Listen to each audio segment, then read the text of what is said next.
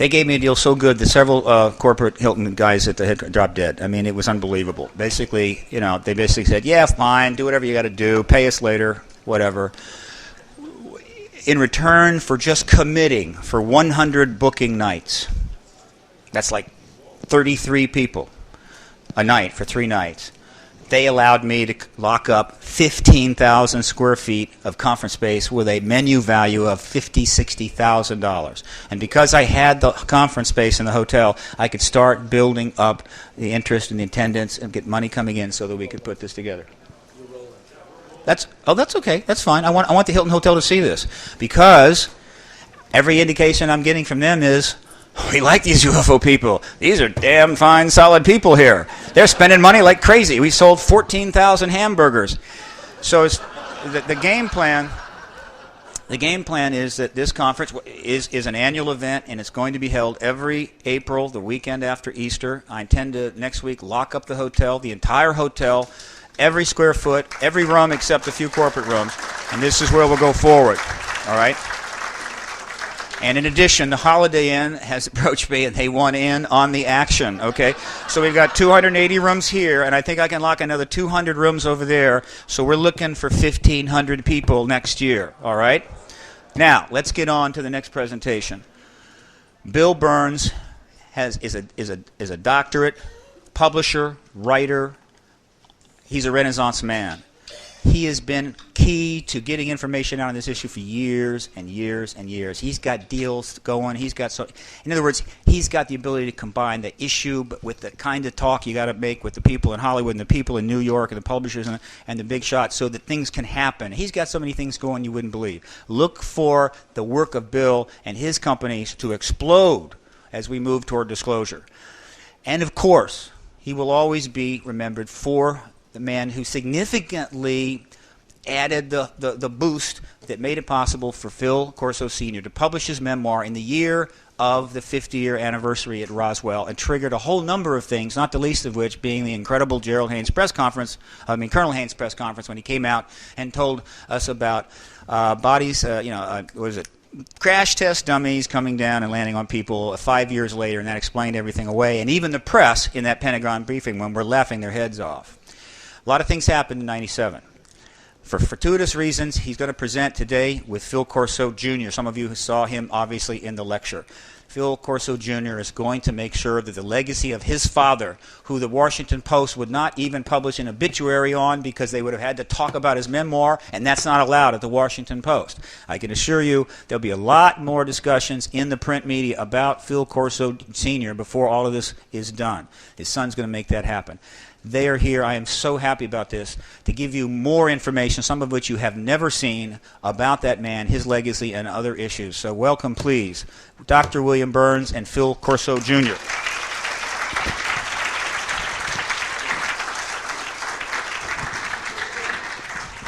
I'm going to do two things real quick. One is I'm going to introduce Phil, and he will reveal some startling information which can only be revealed in a workshop situation in just about 60 seconds. And then I'm going to come back. We're going to play some tape of never-before-seen tape of Colonel Corso and have a little Q&A about that. A real quick pitch. I've run out of subscription forms for the magazine. As you know, Graham Birdsall in the UK tragically died last year and left an incredible legacy over in the United Kingdom, and UFO Magazine UK was, we thought, defunct. It's not. What's going to happen is UFO Magazine in the US will be taking over in a special United Kingdom edition. Those distribution slots in the United Kingdom with an expanded edition, and we'll be doing that within the next couple of months. We're going to take material from our magazine that was published in volumes 1 and 2, which I hope those of you who are subscribers already received. If you didn't, complain to me at the table, and we'll make sure you get them. And we're going to add an enlarged UK section. In, I would say, about a month, we will have a spectacular announcement about archives we have acquired for UFO Magazine. And so if you don't subscribe, please subscribe. It'll be an unbelievable magazine by after the summer when we have all our archives in place. As you know, we're working with Jim Mars right now. He was on the cover of the last issue, with Stan, with a lot of our old writers, Bill Hamilton. So the whole group will be back. The gang of 5 will be in the magazine, and it's going to be a really incredible magazine, and it's going to be disclosure, disclosure, disclosure, disclosure. I can tell you, and I'll go into it more in Q&A, there are people out there now itching to get that truth out, people who vetted Colonel Corso. And with that brief segue, let me introduce get ready for this. This will be eye-opening. Phil Corso Jr.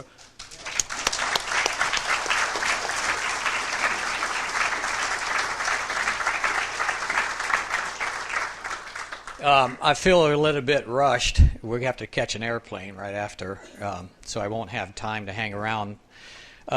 This is the artist's conception of the Roswell craft by McDonald. We met the young man out in Roswell in '97, and my father said this was probably exactly as it looked. McDonald went over the craft to make this artist's conception, and supposedly with 2 of the gentlemen that ex-Army or ex-Air Force that had the craft in their possession. It's very aerodynamic. It does have a 6-degree upsweep, and the craft flies through the air, atmosphere, or medium of air, gas, or whatever, upside down. These are viewing ports on the bottom, infrared, night viewing devices, the same as their little lenses in their eyes. It flies through the medium of liquids right side up. Any person like myself of aerodynamic training, looking at the model, which there is a model of the craft too, looking at it would understand exactly how that works.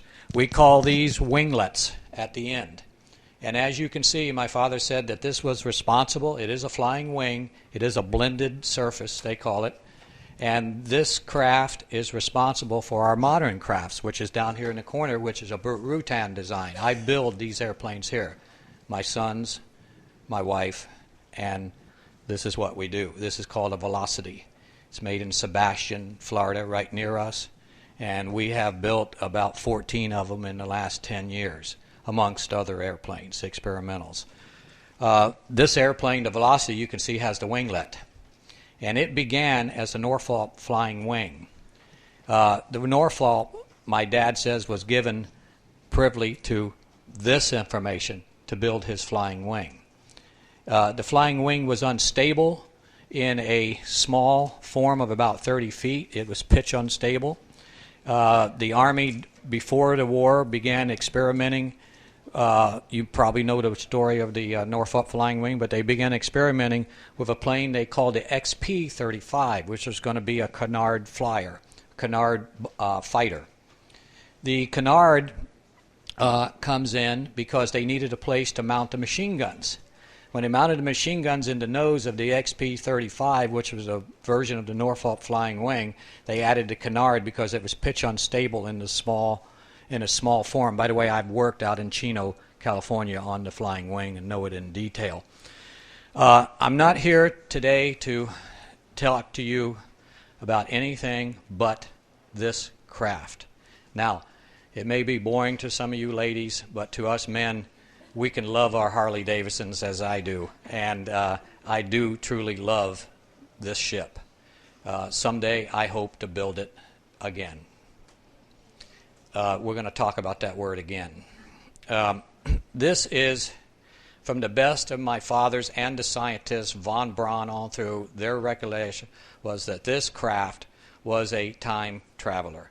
Time is a word that is hard for us to understand. No one in this room will understand it, including me. It's infinity. Turn the 8 sideways, and it's infinity. Our Earth has not evolved yet. We have not evolved as a species yet. We only use a small percentage of our brain. Because we use a small percentage of our brain, around 14%, let's say, because they They dissected Einstein's brain, and he used about 17, 18. Very intelligent man. That's about how far our Earth has evolved, about 14%. Now, I know some of you think, well, I thought we had a finished product here. No. The periodic chart shows some missing elements. Where are they? They're not here yet. We can't find them. Are they here? No. Theoretical. Take a television set, and you know all the minds that created the television set. Make them present, and put this thing back, let's say, 1,000,000 years. Have the generators, have everything there is to make this television work, the transmission towers and such. Will it work back then? No. Why? First of all, the minds that created it are not there, unless they go back. Second of all, the Earth is even more immature than it is now, and it's not ready yet. Now, people coming here from other places, and they arrive here. Are they going to stay here? No. They can't stay here. Their machinery or their craft is not meant to stay here. And that's why you never find one. Somebody shows you a piece of a ship. Well, maybe. My dad had pieces of ships. Where are they now? Gone. That's all I can say, is gone. And that's what he said. Now, this ship, the principle, the little EBs inside with the headsets, and everyone says, how does it work? There's no engines. There's no nothing. How does this thing propel itself through the atmosphere? First of all, it's a time machine. It does not need to propel itself through the atmosphere, but this is aerodynamic. Why? Because when you project your mind and you do the remote viewing, which is the guidance system within this craft, and you project yourself, let's say, to the south pole of the moon, and this is your landing site, and the remote viewer is in there, the little EB with the headset on, and he remotes view his landing site on the moon. First of all, the speed is irrelevant because it's the speed of mind. Mind is over matter. And you have to be able to send a representation of yourself there if you want to be on the moon. You may mentally remote view it, but you want to do more than that. You want to bring back pieces. You want to do your scientific studies or so like that. So how do you get there? Okay, here's the way you get there. This craft is not unlike a watermelon seed. Imagine a wet watermelon seed holding it in your hand and squeezing the back end of it. What's it going to do? Pop forward, right? Field density device. Remember that word. Field density device. The craft that come here, have you ever wondered when you see a UFO, my goodness, it's the right size. It's not 2 inches big, but yet and it's not 5 miles long. It fits our environment. It fits our density. The density of this Earth, the frequency of this Earth is known. If you go to another system, now I'm not saying planet, I'm not talking about classical A, B to this from here to the star Antares. I'm not talking about that. I'm talking if you want to go to Antares, you are going to time travel. The way you time travel is with density. This ship moves through the air with different density. This is a density device in the front of this ship. This ship here matches the density for the system it's going to move into or the place it's going to move into. This density here is less when it's moving through the atmosphere than the density back here. So if you lower the density here, increase the density here, you're going to move forward for propulsion. But that's not the purpose of the ship. Now we're going to get into the skin. In Dad's report, it has 6 layers of skin. Now, I say skin. We call skin on an aircraft skin. We call it composites. The composites of matrix, which I work with every day, is 2 different types. We have a chemical blend, which we add an MEK to a resin, and it forms a chemical bond, which we call resin. Very much the same stuff that you see in the top where pennies are under tables. There's also another type which we call epoxy. Epoxy is a molecular blend. The molecules actually incorporate and lock into themselves as they're hardening or as they're curing. Many different ways to cure it.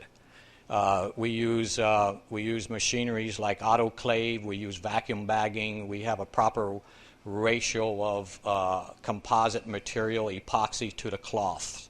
There's different types of cloth, as you've heard of carbon, you've heard of E-glass, there's S-glass, there's different weaves, there's triax, there's biax. So it's a science that was laid out by a very good friend of mine, Burt Rutan. Burt Rutan is the modern inventor of these planes here, as you see the Canard airplanes. He has 318 designs. He has the only database in the world for this type of composite material. Now, composite material. My dad used to make jokes when he would see me build these airplanes, and he'd come in and there's a wheel well up under here that the landing gear folds into. He says, that's where the anti-gravity device goes. And I said, Dad, what do you mean anti-gravity device? He says, oh, the B-2 bomber, they won't let you near the wings on the B-2 bomber because we developed anti-gravity devices for all of the leading edge of the wing. I happened to meet, by accident, the ex-project officer, Colonel Carwell, walked into the hangar one day with Kennedy Jr.'s, he was his financial assistant, and they hired Carwell, that had just retired from the Air Force, as their private pilot to teach them flying. He flew me out to see to meet Burt Rutan. This was a CIA agent, which I suspected at the time. As we flew out to meet Burt Rutan, he says to me, don't give these notes to Burt Rutan, your father's notes. He's going to want them. So when we went into the building, Burt Rutan actually almost went berserk. I mean, he was motioning to me. He'd get up to go to the men's room, and he'd motion to me, and I figured, what is he after? He finally gets me out in the hallway, slams the door, locks Marty in there, runs around the building, gets in another room, says, come here, Phil. Pull right up in his face. He says, you know, Marty's a CIA agent. I said, yeah, I know that. He said, what the hell are you bringing him out here for? Anyway, that's another story. Let's get back to the craft. The craft is laced. First of all, it's living. The biology between composites, which is oil, and the living oil is only a couple molecule changes. So if we wanted to build a clone ship, it was possible years back. Is it being done? Absolutely. My father directed every bit of this technology into the direction that it should go. Now, you want to know why we send rockets to the moon and such? It's a rouge. It's for you people. It gives you something to think about, something to do, something to work on. Does the military need these rocket vehicles? Absolutely not. Von Braun and them went in another direction at that time. The rouge continued because the military still needed rockets for their war efforts. They're doing it again to you. Don't fall for it. Yeah, don't fall for it. It's not needed. This is what's needed in civilian life. And if you support me, I'll build it for you. Again. Now, if this ship is not built soon, within the next 30 years, and it's not sent back again, all is lost. We live in an altered timeline now because of the technology. Remember that, altered timeline. The other timelines are not pleasant. They're negative. Russia won. Nazi Germany won. You wouldn't like it. So let's get this done. Now, you say, again, here we go. This is the part that's hard to understand. We think inside the box. Our society has told us to think within the box. You get up in the morning, you go to your job, you do what you have to, because most of us are slaves unless we're wealthy. We can't afford to think out of the box. The only way we can is to become wealthy and remove yourself from the box. Saw a wonderful thing on television the other day. Little boy was sitting there watching his dad throw popcorn up in the air, catching it in his mouth. The little 3-year-old watches his dad, picks up some, throws it up in the air, realizes he can't catch it in his mouth, runs over on the floor, bends over, and picks it up with his mouth. Well, let me tell you something. He's going to be president someday. He was thinking outside of the box, and he did exactly what his dad did. It suspended for a moment on the floor before it went in his mouth. Brilliant. Let's get to the craft. The craft, its skin, is living biology. It is laced with a substance called yttrium. Yttrium is a rare earth metal that was used in television sets in the old days. Since then, it has become strategic. It's going to be difficult to find. What yttrium does, they did some early experiment, Dad said, with aircraft. They took the aircraft and they laced some of the skin with yttrium. They applied current to it, current. Now, there's a frequency to this Earth. This Earth, I won't give you the frequency, but I'm going to tell you it's a low frequency, and it's within the 7 megahertz band. I've seen this on time experiments. I've seen it used. The easiest way to explain it is when an armature winds up on an electric motor, it reaches a certain point, just like the wheel going backwards, and the armature will actually disappear when it hits the 7 point so megahertz. When you put that current into the yttrium, it begins to glow. And the airplane becomes opaque, and the airplane winks out, the same as the Philadelphia experiment did.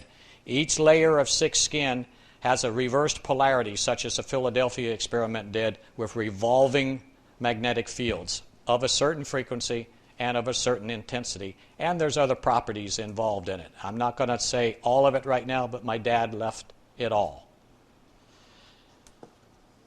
When we move through time, this is not a ship that you just get in and turn a key and you go there. That's classical thinking. That's our thinking. This ship has to move from purpose. To go through time, you must have a purpose. Paradox, no such thing. Paradox means chaos. This is a loving universe, a positive universe. There are no paradoxes. Paradox comes from our evil mind. Go back, kill your father, do you exist? Now, you say, that's against all scientific teaching. Yep. It sure is, because there's only this moment. The moment before I said that is still existing. The beginning of this solar system is still existing as the Hubble looks back. You will hear that from our science. So, you say to yourself, how can we understand time? Why can't we be visited? Why can't we have these crafts? Because you're going to have to unlearn some of the classical Newton theories that have been presented to you by our society. This is part of the cover-up. What you think is part of the cover-up. It's not just that the government's going to say, oh, here's the ships we've been building for years and such like that. They don't understand them that much themselves. When you see that UFO, which is a government ship, you're seeing it in a wide spectrum of time, all at one time. Hard to understand. Think outside the box. It's hard to think outside of the box when you have to get up and go to work in the morning and fall within the boundaries of our society. Now, you want to know why religious people were sitting at the table with me when we talked about time? Because of just that. When you move to another time parallel, or another place, let's just call it a place. There's lots of places. There's places that we conceive of heaven. There's places we conceive of hell, unfortunately. But mind is over matter. And because mind is over matter, the mind is the key to controlling that ship and where it goes, and the density of where it arrives. If it arrives in a solar system to where the density is different than here, then it must match itself to that density and to that particular size. And remember, the occupants of the ship don't know they're changing size because this is relativity theory. It depends on where the observer is. These are things that the military are still trying to comprehend and still trying to work on. I ask all of you, as innovators, think outside the box. Try to get rid of some of your learned doctrine that has been indoctrinated into you. It's the wrong branch of the tree. Back up. Come back down. Let's go to the trunk. Let's go back up and try another branch for a while. Is this supposed to be up here? Now, since this is so hard to understand, and since I can't give it to you all in a nutshell, ask some questions. Ask some questions about time, and then I can maybe it will evolve out into a better understanding. Yes, ma'am. There are some people in northeastern Washington that have had a lot of contact and sighting experiences. They've taken a lot of pictures of orbs. And one of them has had repeated encounters with these very small, boomerang-shaped, dense, bright objects. She says they're cracked, but they're tiny. Mm-hmm. Correct. I had some photographs. I've told some of you about the photographs I took as a boy. I had another set arrive in the mail mysteriously and all this, but it was a small craft like this, and it had balls around it like this, and they said that was a cloud-making or cloaking device on the back and some handwriting and such like that. So I saw photographs of these things. I did not take those photographs. The second batch, I don't know where they came from.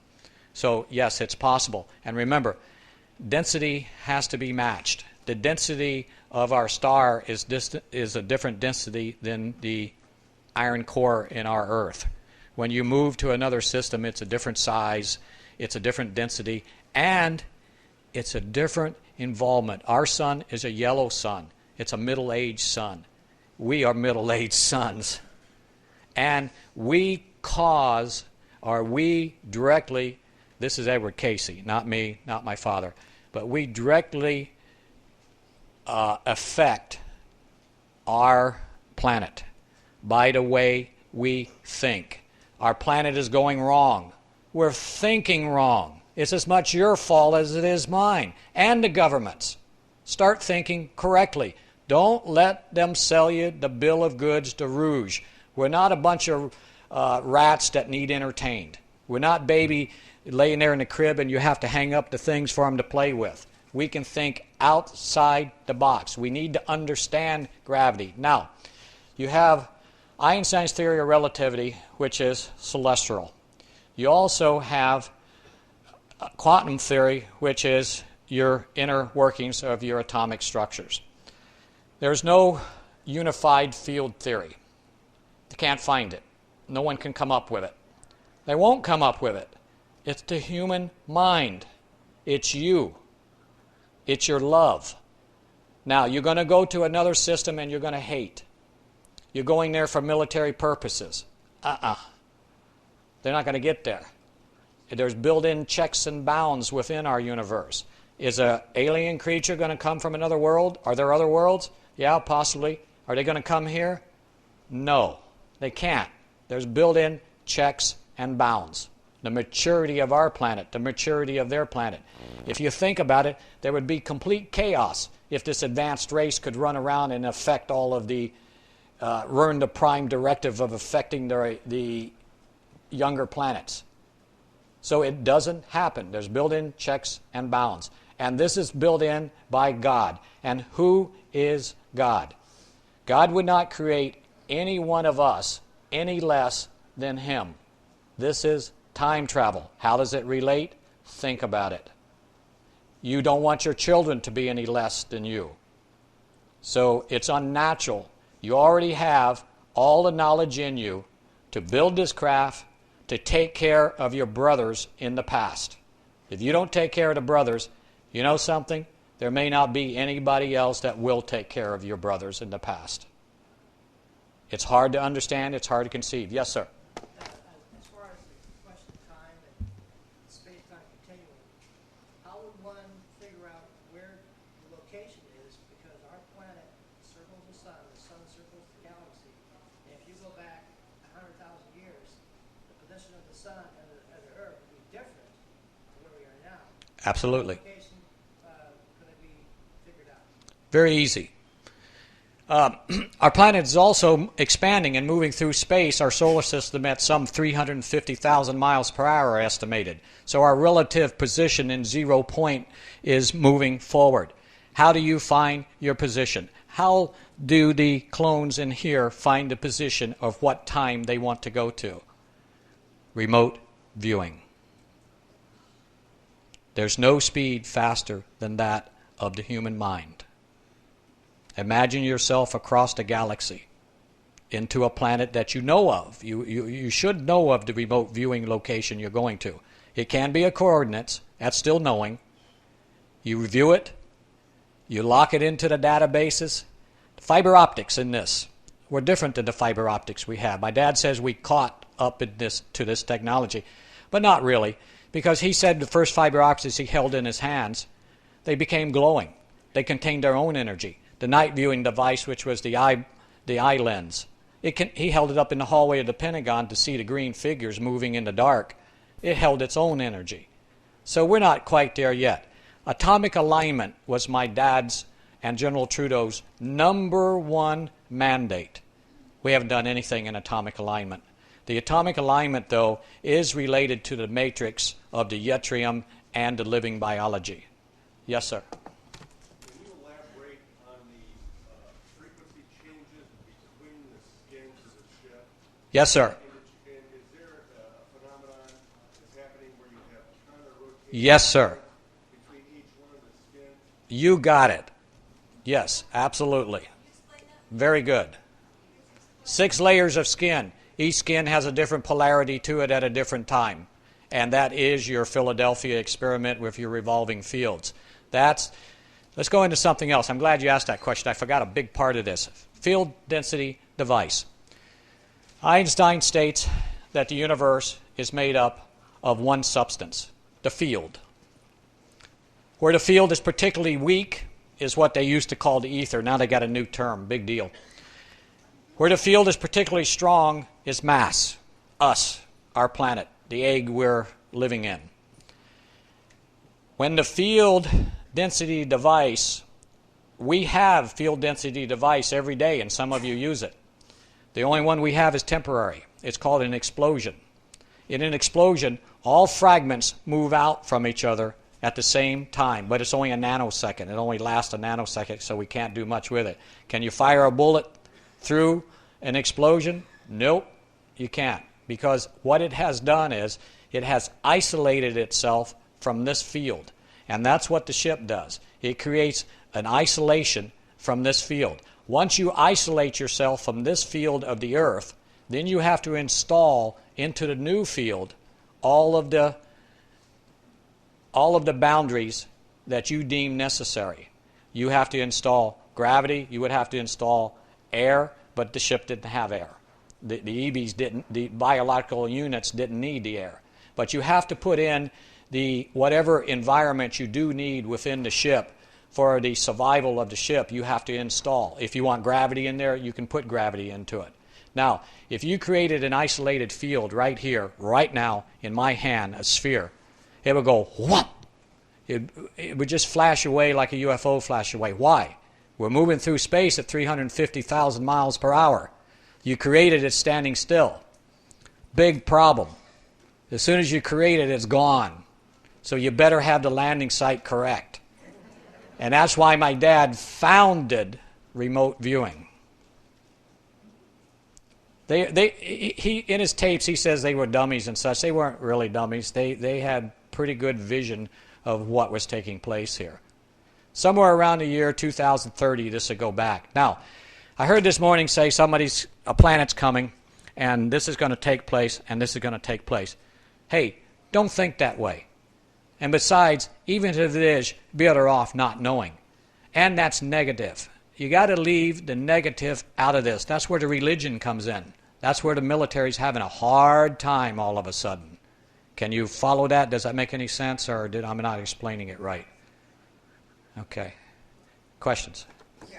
What is your father, and what do you feel about the abduction phenomenon? Is it real? Is it actually happening? Who's doing it? I have no idea. I have my own theories. What's your theory? My theory is that if you adopted somebody, why would you put them back? So you put back a reasonable facsimile of them and keep the original, but that's just my theory.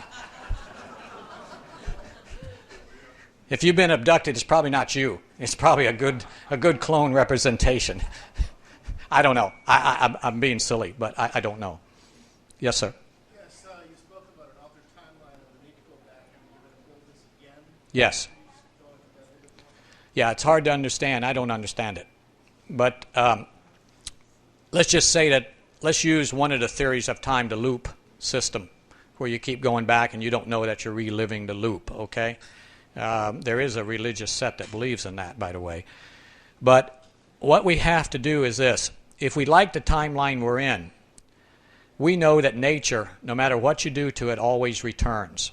We know there's checks and bounds within the universe of black holes, and there's new creation, and there's dying stars. So we know that the nature of the earth is repeated into the heavens. Now, the loop. You say to yourself, well, I don't want to live in no loop. I want out of a loop. Fine. Mature. Mature. And you'll come out of the loop. That's what I've been told. And how do you mature? Exactly what you people are doing in this room now.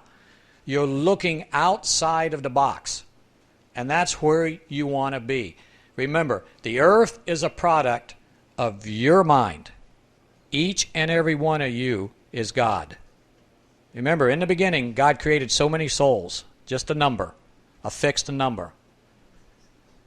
So what happened? The good book tells us pride. Here comes Lucifer. I'm as good as you, God. All right, I'm going to create something here and teach you a lesson, my child. And what he said is, I'm going to send you down to this place called Earth. And I'm going to let each and every one of you, through reincarnation, come back and play the part of number uno. Each one of you will have the chance to play Jesus Christ if you keep up this pride. Then I'm going to bring you back. And I'm going to say to you, have you learned anything? And you're going to say, yes, I've learned I'm equal to you anyway. You wouldn't make me any less because you love me. This is not my philosophy. This goes into some of the Eastern beliefs. So, you know, this thing of love means more than any of us can ever imagine. That's why I call this a loving machine. It's my Harley. My wife, I can love it as much as my wife. I know women, I know. I'm on a duck. Yes, sir. Do we know where this ship came from and why? Yes, sir. I'm going to tell you, and I shouldn't. It comes from the year 2032. 2032. That's when we got to build it by. What happens after that if we don't build it? The timeline returns. You won't like it. Yes, ma'am.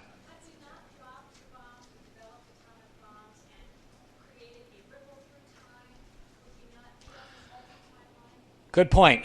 Last night I was watching the film by, who's that, Bill? The speaker with the gray hair. Can't recall his name. Holdeman, yeah. He says in there, what was your question again? If we had not developed the atomic bomb, we didn't drop it, and we didn't create the ripple in time that we did by dropping the bomb. Yeah.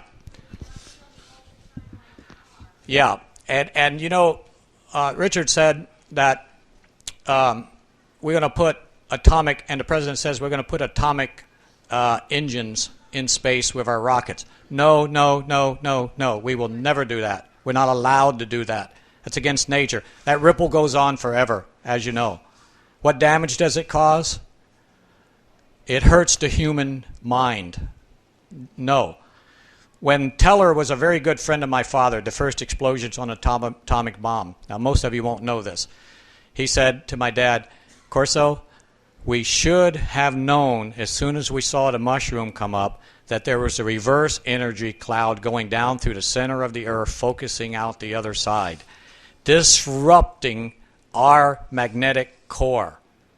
They're talking about the poles flipping and all this type of phenomena and stuff, but nuclear testing, nuclear bombs, nuclear anything, no, no, no, no. We have to stop it.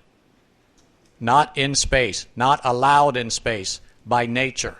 Don't do it. And besides, rocketry has to go. Rocketry is the bill of goods you've been fed. This is where it's at. Yes, sir. Wait a minute, there's two of you. Take you both. Go ahead. I'm trying to limit quick then, just two short ones. Have you heard of DNA and communications of cells from a person at remote distances? The DNA is hooked up to a expressive like a lie detector amplifier, and you stress the person. Well, I do know this, that my father said that the Russians did some very cynical things with remote viewing.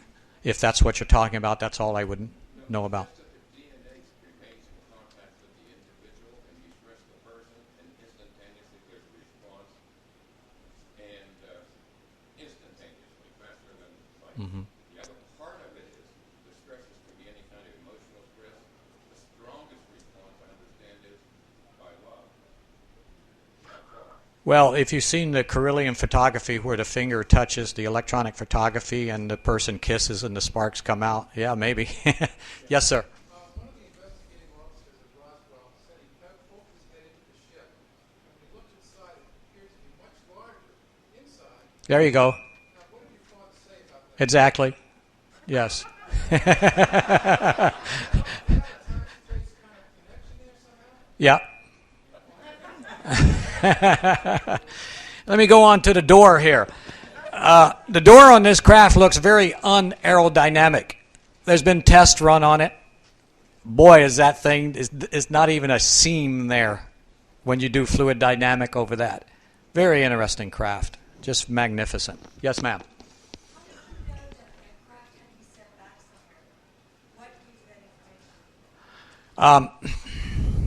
You know something? Yes. How do I know the craft needs to be sent back again? That's a good question. I just know it. My father will say that something has been in the family for a long time before his father and his mother, and all the way back there has been something in the family. I guess it's genetic. I can't explain it in any other way except for I can't recall my father ever telling a lie, and he told me it needs to be done again. I would tell you this: my father never told anybody in his realm what I'm telling you all now about the time. Von Braun and Olbernat discussed time with my dad, but not in the detail that I'm telling you now. Why? Ask my wife when I was sitting at Roswell in a table with Whitley Schreiber and many others, and he turned and he says, "You ready to build the craft yet?" Now, I didn't even talk about the craft. That's how the man knows. And he turns and he says, "Are you ready to build a craft yet?" He says, "There's a lot of corporations out there waiting for you." My face turned red. I didn't know what to say. And I'm usually not caught that way because if you want to hear the truth, I'm going to tell you. I turned to my wife because I said, "Save me." She turns, she thinks a minute and says, "This is not your time, it's your father's time. This is now my time." That's how I know. Because we live in an altered timeline. Think about it. If you didn't have the technology from this ship now that my father and General Trudeau so graciously put out to you, where would you be now? Take away the integrated circuit. Take away the laser. You'd be equal to Russia. You'd be beat by... They had us beat. I mean, let's just face it. Any military man in here knows that they had us beat. Does anybody dispute that? Okay. Who? No, the people that originally brought it here is us. We send it back. It's a wonderful experiment that unites us all. Don't you see that? Or I don't understand. Yeah, we're in an altered timeline.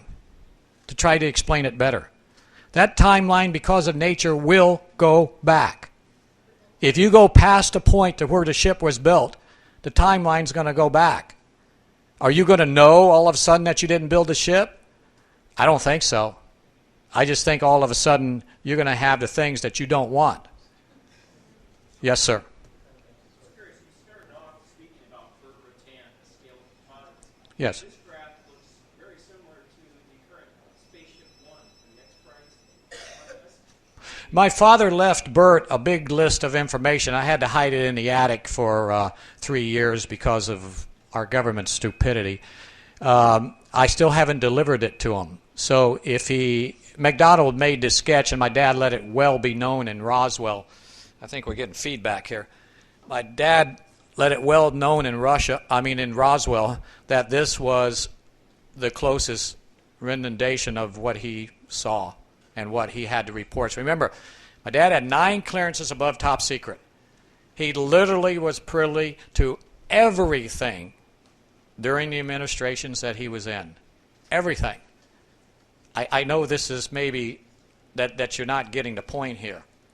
All of a sudden, you walk forward here, stand at this podium, you're in my father's shoes, you know everything. You're the guy that invented the cover-up. He went to Eisenhower. Eisenhower said, what do we do with these things? While he was president. What do we do, Phil? Penetrate our airspace, Dad says. Do nothing. We're good old soldiers. We're not politicians. So the cover-up starts. But how does it start? CIA jumps on it. FBI jumps on it. Something for them to do. Wasn't meant to be that way. My dad says the government is so inefficient that it covers itself up. I don't know what to do with you. It's feeding back here, I think. Yes, ma'am. Wait a minute. Just a second.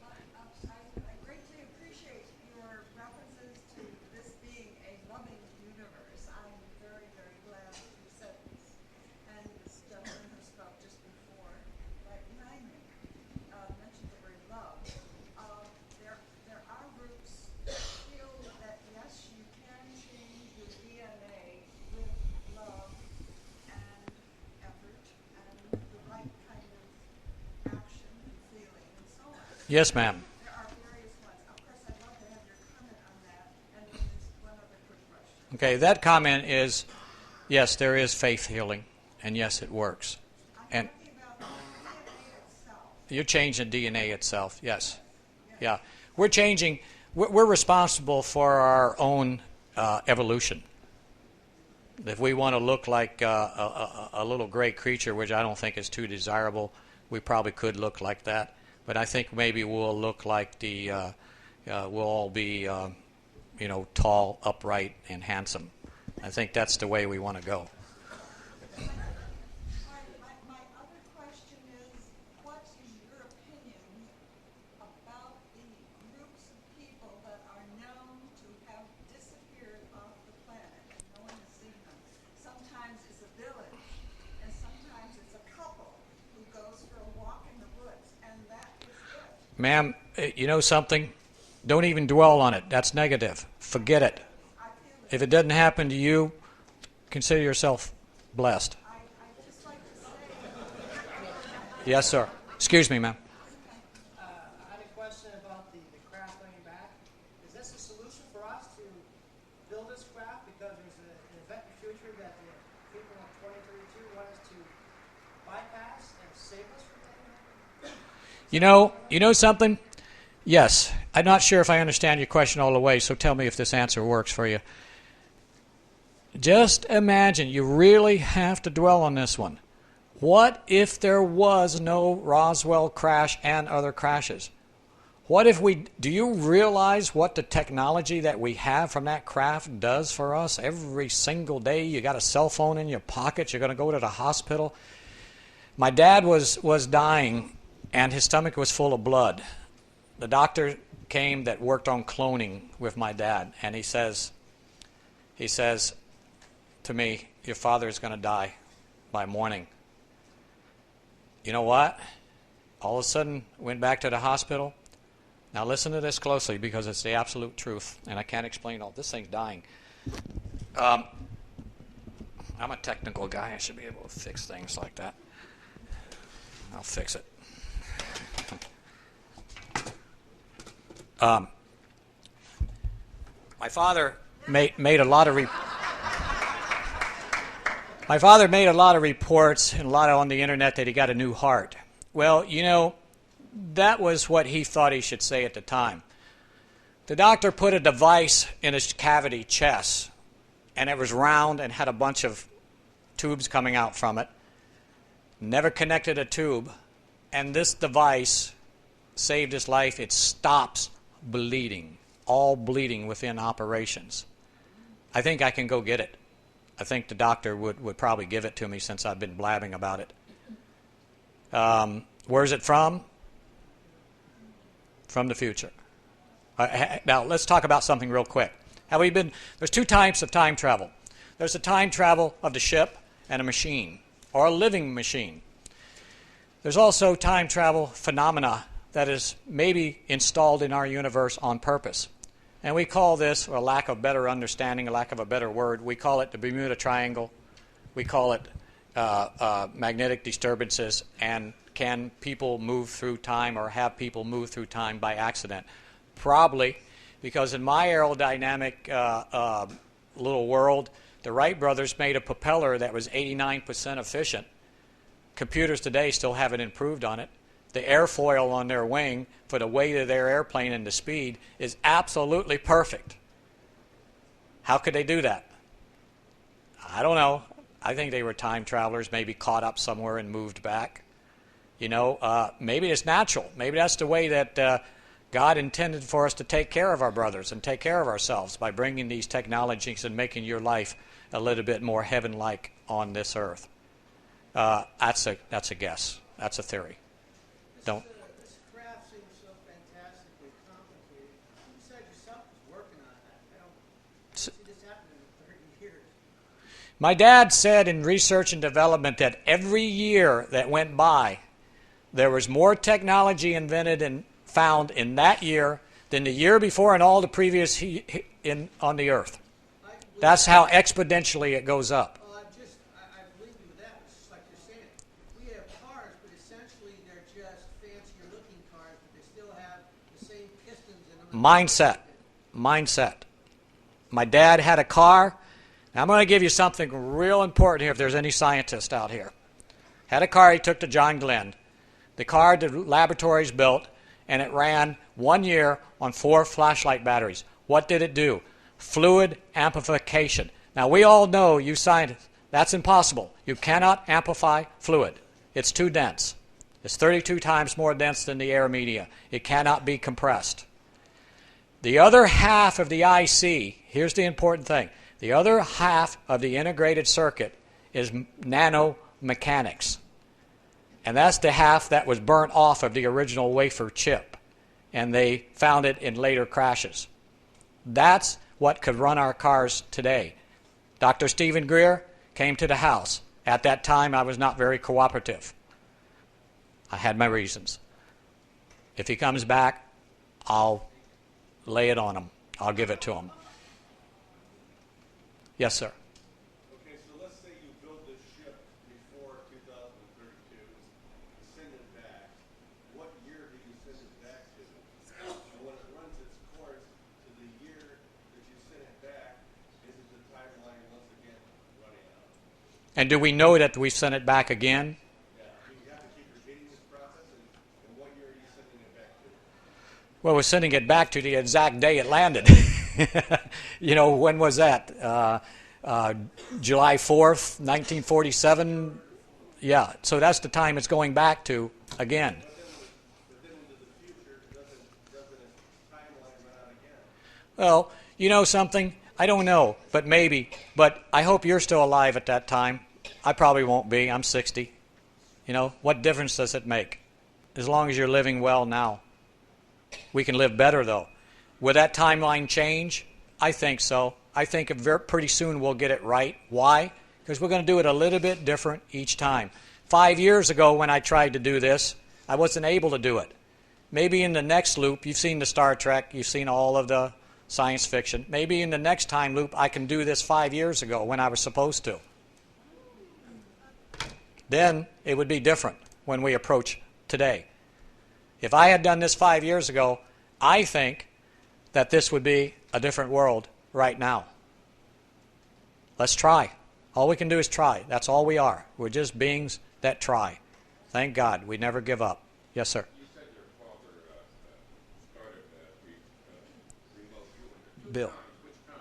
The Astro or the Panasonic kind or the advanced version? Bill's going to cover that. He's far more in-depth on remote viewing than I am. As an add-on to that, the remote viewers, technical government people, out of that, all of them lose track of time or can't integrate time shortly after around 2012. There's a gap.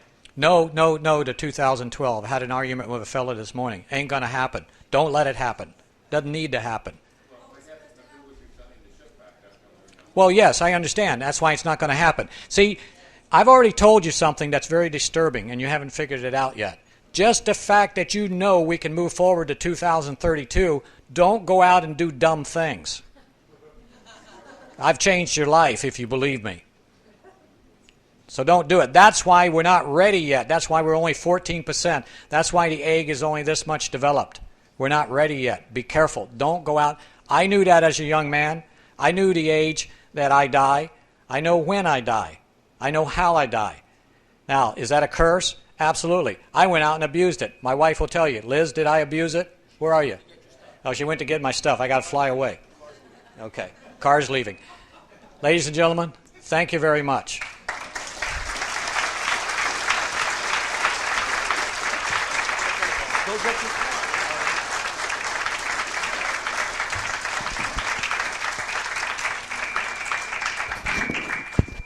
Just want to pick up that quick question on remote viewing. What Paul Smith is coming out with a book on, he was one of the remote viewers, and he's coming out with a book this October, coming out from Tor Forge. We're going to be covering it in the magazine, and he's talking about a lot of things. What Paul Smith mentioned was that, to answer your question, that when remote viewers were tasked to go back to certain places, what they found out was that, and they didn't know this at the beginning of the program, was that they were able to travel in time as well as going to geographical locations that the coordinates had pointed out. So they would go to various places and suddenly find themselves in the future. And Ingo Swann, who was kind of the philosopher of the program in the very early days, one of the things Ingo Swann said about why remote viewing works was that he used the word matrix, and I know that's a very overused term, but the matrix of the living and the non-living, and that's exactly how Ingo described it, and said that the reason remote viewing works and the reason that you're able to traverse time as well as space is that at the very beginning, in other words, at a point prior to time, time is a construct of matter. So at a point prior to time, there was a singularity. And in that singularity, every piece of matter, every piece of mass, all energy was combined into one monodimensional, I mean, if that's a term that makes sense, a monodimensional entity. When the Big Bang happened and matter began to expand, mass began to expand, the relationships among the various aspects of this matter still existed as they exist today, which is how quantum physicists explain non-locality, which is why one quantum of energy affects something else theoretically on the other side of the universe, because it's all one universe and it all began from that one moment. Therefore, all the dimensions of time, all the dimensions of reality, all the universes were one, and they still exist that way. Hence, there is a future which exists simultaneously with ours. Yes? Some of these are new concepts for me, so just trying to get clear on the timing. Would another way of saying this be that there really is no time, that there are infinite places? That's one way of saying it, or that every time there is a jog, because this is not really the perfect setup, that were you to go back in time and interact with time, you'd essentially create a new timeline. Okay? At the MUFON conference in Rochester a few years ago, I kept on getting the strange facts from someone and these strange phone calls over and over and over again. So I picked up the phone and I spoke to the guy. And he said to me he was being chased by creatures from the future. And I said, well, what do you mean? He said there were people chasing him who seemed to know where he would be. So if he's in New York City and he gets on the E train and he decides as it's going through, he's going to change the Times Square, or he's going to change it to another train, and he winds up on the F train, or he winds up on the double or another train, That person who he believed was chasing him was at that stop, smiling at him when he got off.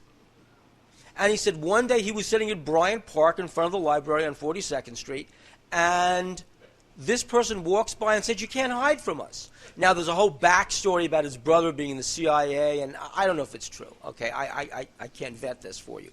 But the fact is, that's the theory he gave. So we're at the airport, and I'm with the airport with the head of the Orange County MUFON chapter. Okay?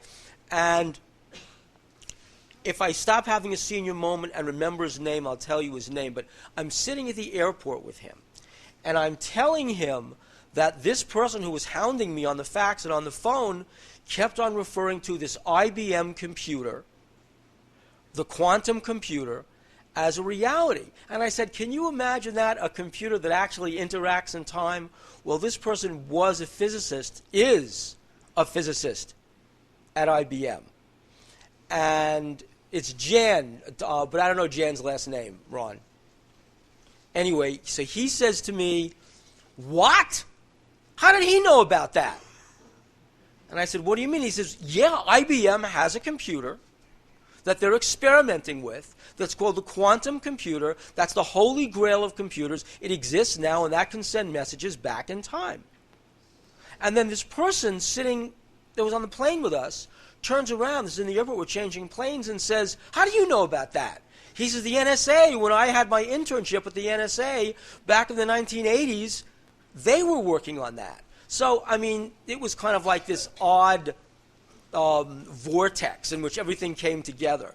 But I don't know if that answers your question. Yes? Yeah, I've been to Corso yesterday and today, and it just seems that I listen to him, and I just like, it confuses me. There seems to be a whole body of evidence that is completely discounted by one another. By whom? By his father and him. It just doesn't exist. We don't have the answer. Is it very possible that they don't have the answer because they couldn't fool us? I don't know. I know this. Okay, here's what I know. That what supported the Corso story, in my mind, was a huge body of notes, a lot of which made no sense on one level because I simply didn't understand them.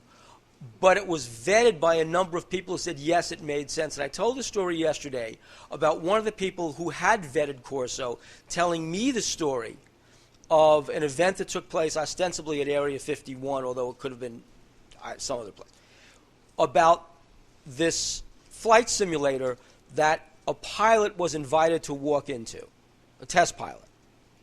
And he walked into the flight simulator. It was kind of like a telephone booth flight simulator. He stood up. And then without his realizing it, he was on the other side of the hangar in an identical flight simulator. And he said, "I quit, okay? I'm out of here. I'm not going to do this." Now, he didn't know how the flight simulator worked. And the person who was telling me the story didn't know how the flight simulator worked. But what he said was, and this took place ostensibly in the 1990s, that we have material from crashes, from craft, that we absolutely don't know how to use, that it mystifies us. One of the things that the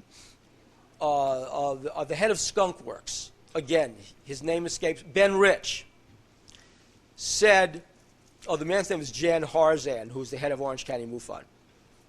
Ben Rich said to Jan Harzan, in a room with a bunch of other people, small group, Ben Rich said, "Shh," gathered them around, it's a true story, and said, "We have the technology to send E.T. home." This is Ben Rich, the head of Skunk Works. And the shocking thing was, people said, "Well, how?" And he said, "It means there is an ET, that we have the technology, we know where ET is from, and we can send him home." I know it's not your question. My question is, and I'm trying to be very specific. Right. Right. And one of the things that the whole UFO phenomenon says is question your question. And I would say, I'm going to be taken out of this box and be put in this box. Right. There are a lot of stuff out there that Colonel Corso, if I believe everything he said, forces me to think in only one direction.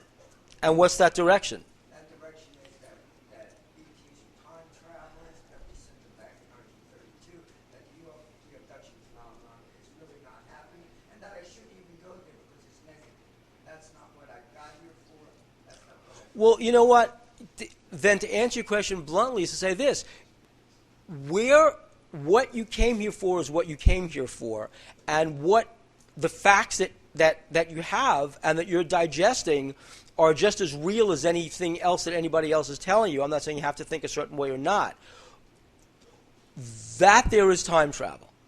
I pretty much believe and almost can tell you as a matter of fact that not only does it exist, that our government has been experimenting with it. That time travel is a factor in how the alien craft was navigated and propelled. Whether it was specifically through only remote viewing, I can't tell you that. I know what was in the debris that Colonel Corso had, and I kind of know how the emitters worked and what's been said since and what happened about element 115 and how element 115 stopped a candle from moving at Area 51 when they did the experiment, and they realized that's why the saucer seemed to skip. So I can talk to you about that pretty much because I know that stuff is pretty much true. That's not disinformation. About abductions, you can listen to a variety of people who have absolutely different stories to tell about abductions. John Mack says one thing. David Jacobs says something else. Other people have a completely different view of abductions as somehow something almost holy. The Raelians, Claude Varelian believes that because we were cloned as a species, we were kind of assembled from biological stuff, that hence the aliens, and we are them. Other people at Area 51 have said exactly that. This person, George Hoover, who was the Corso person from the Navy, said the deep, dark secret that at least the Navy knew, and he assumed the other military knew, is that these were not creatures specifically from another planet, and I keep saying per se. They might have had a base there, they might have resided there, but they were essentially us from the future, and that the timeline has been completely corrupted. It's almost as though we went back to the old way, or you went back and said Lincoln should never have been assassinated. And somehow, when John Wilkes Booth got to the unguarded booth at the Ford Theater, you stood in his way, didn't kill him, didn't take the gun away, but somehow blocked him and diverted him, and maybe he killed somebody else. Your presence there changed the timeline. Ostensibly, whether it was Roswell, whether it was Corona years later, whether it was Kingman, Arizona in 1953, changed the timeline. And if you ask me what I believe personally, to answer your question, is that just as there is a multiplicity of timelines, there's a multiplicity of explanations. I really, honestly don't believe any one person has the right answer, because you know why? I don't believe there's a right answer. I mean, the particle physicists of the moment, and I've read a few of them, I'm no expert, but they seem to believe, and I think most everyone that has read anything about particle physics knows this, they believe that the minute you have observed something, it changes. the Heisenberg uncertainty theory. And that fits in with everything Mr. Corso has said. To me, it is very, very logical, because we change everything through consciousness. What we think about it, how we conceive of it. I mean, this is so basic. I mean, when we look at an oil painting, there are... Can you hear this? I mean, Yeah. okay, could you really bellow? Well, I am bellowing. Okay. Stand up. Stand up. Go ahead. I was just talking about the reading I've done about particle physics because they are all pretty much in agreement that when you observe something, you immediately change it. The particles themselves change.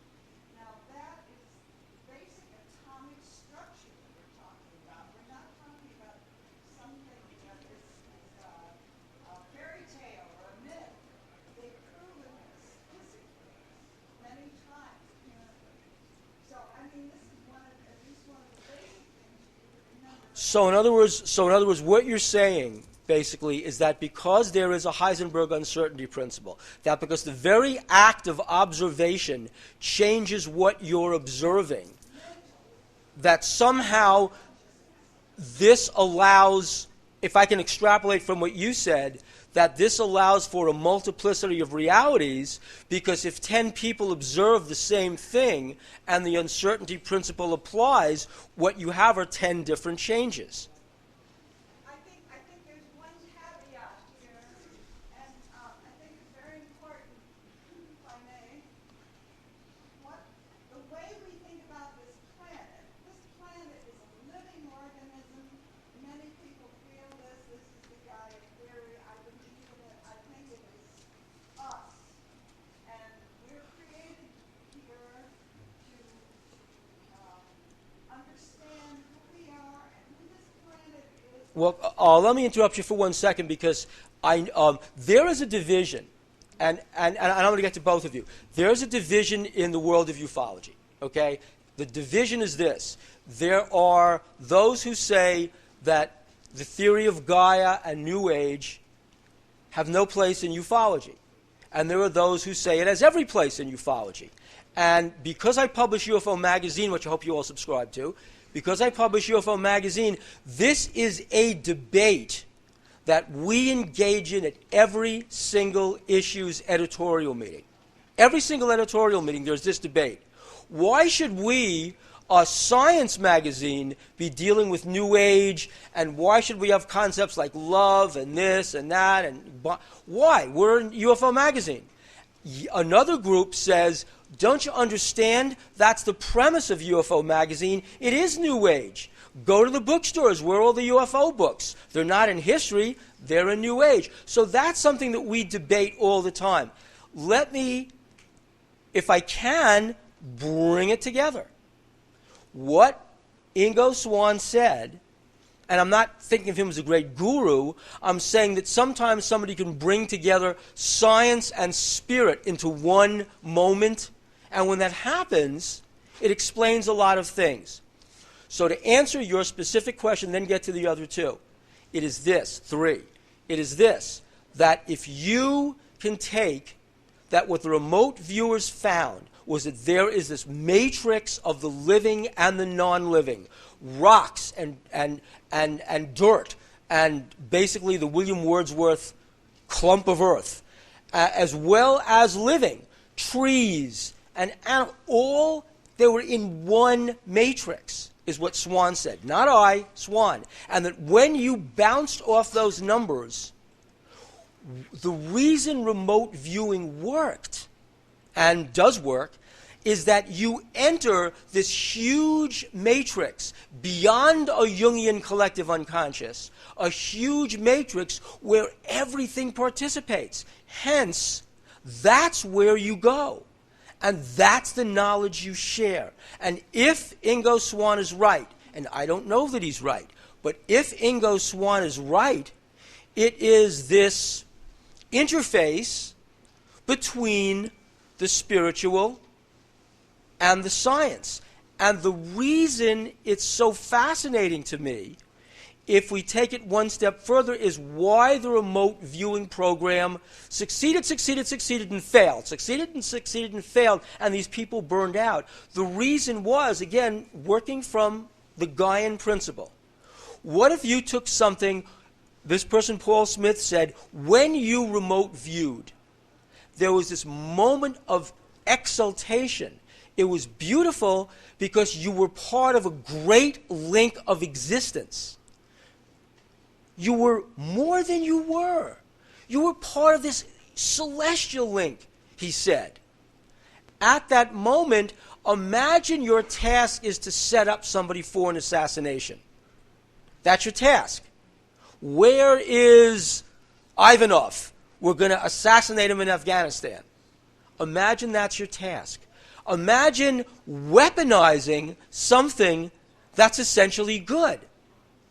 Hence, people in the remote viewing program burned out. They couldn't do it. They were taking something that was, let's say, the apex of morality and applying to it a corporeal weapon. Okay? That's why the remote viewing program ran into problems. So it's you, then it's you, then it's you. Go ahead. I wanted to ask about the new 11-dimension theory, that there are 11 dimensions that possibly exist at the same time.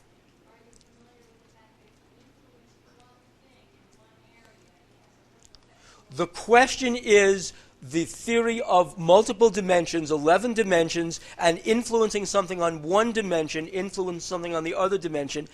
That's like the multi-brain universe, or the different membranes.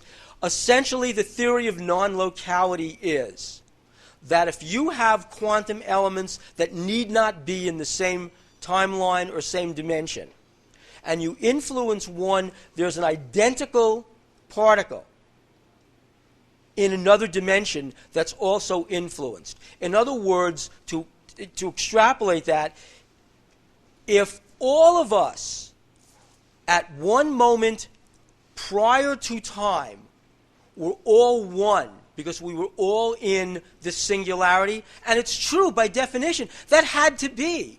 If the Big Bang Theory is correct, doesn't it make sense that everybody in this room, the mass of all of us, were at one point beyond time, we were one. Right? And the Big Bang happened, and we expanded. But what if we expanded into multiple universes? Then might there be a version of you and you and you? Maybe you have her hair, he has your shirt. I mean, maybe that's what it is. I'm spitballing. And an influence on one dimension influences another. So if I feel really bad this morning about getting up really early for breakfast because I had just a bad feeling about doing it, so I went back to the room, I wanted to do some more reading, might I not be foreseeing the future, but might, on another level, I've been seeing the past and it already happened? And as I said, I'm spitballing, but that would explain it. I promised you, and you had a question. Go ahead. I have to really speak loud. Speak up so we can pick it up on the tape. Related to time. So if the timeline is changed, what is the experience that everybody on the planet has in that moment? I mean, Well, is there a change? I don't. Or is there no, In this wonderful book by, I think it's Tom Gillick, when he talks about the butterfly wings, and he's talking about if there's a wave effect and a ripple effect. Maybe the ripple effect is so tiny and so minute. The question is, if there is a ripple on the timeline, does that wash across all multiverses, all times? Do we all feel it? I want to say yes, but I don't know how to measure it, and I don't know how to tell you how you can tell that it's happening, but I can tell you this, that there are those who claim to be so sensitive that that ripple effect does have an effect. And hence, maybe there are seers. Maybe there are people who can who can see things on such a quantum level, if that makes any sense, and that they can experience that. Then I promised you. I'm trying to understand this timeline and the ship concept. When Mr. Corso just left the room, somebody said, well, what could you build it for? And he said, a couple $1 million. So is what he's saying that, for starters, he could build a ship in a couple of years for so many $1 million, send it back to the day that Roswell happened, and then what would that do? How would our lives be different then?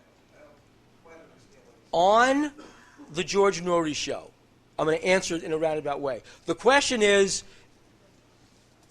give an aircraft builder a few $1,000,000, and he builds this time ship, and the time ship goes back, and he says, why? I mean, what's it going to do? So it goes back. Big deal. Okay? I mean, hey, JetBlue goes back too, right? So why? The answer is this, if I think this is what you're asking. How would that affect us? How would that affect us now? On the George Norrie show, Mike Sala has talked about this person called Dan Burrish. There are a lot of people here who have known about it. My friends know about it. But this is what Michael Sala has talked about. When I was developing material by this person, George Hoover of the Navy, who was an ONI, who was their guy on time travel, their guy on what they believed happened in the Philadelphia experiment. Real guy. He was Walt Disney's advisor on the Man in Space series back in the 1950s. What he said to me when he gave me notes, and I mean we were doing a book together when he died, he said that the secret, it's not the UFOs. Everybody knew about the UFOs and the ETs. That's why I was saying yesterday, when you talk about disclosure, the anomaly of that is that there really isn't any disclosure because you're disclosing something you already know about.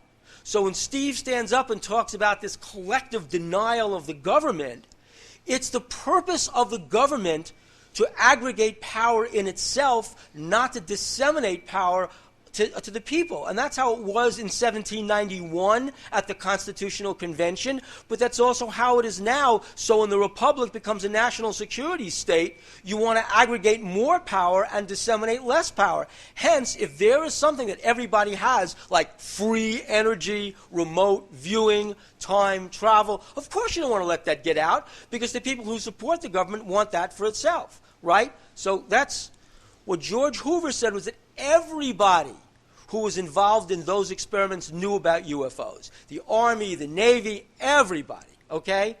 That's not what they were worried about. Because you could see the UFOs. I mean, they're over Washington. It's 1952. Where's the cover-up? It's on TV, right?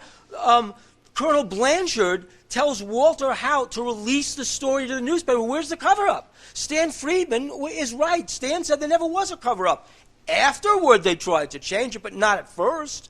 He's dead right. The point is, it's like disclosing that chair. It's here. Nobody will admit the chair is there, hence the denial. So the government was saying, we all know UFOs. What was the big secret? The big secret was time travel. They don't want you traveling in time. You know, I mean, it's 1957. Your father gives you, you're 13 years old. Here's, son, here's a Ford Fairlane 500 convertible with the T-Bird engine. Go rev it up on Route 66, and there you go. I mean, you're going to do more damage. So at a certain point, time travel ain't the greatest thing for people to go bouncing around the universe about. But what Hoover said is they did. Who's they? The theys from our future. They did. They came back. And when you intersect with a timeline, you change the timeline. That's like a kind of a macro version of the Heisenberg uncertainty theory. Your very presence affects it. That supposedly is the big secret. It ain't the UFOs, it's the time travel, and the guys with the big eyes or the this or the that, whatever, they are us.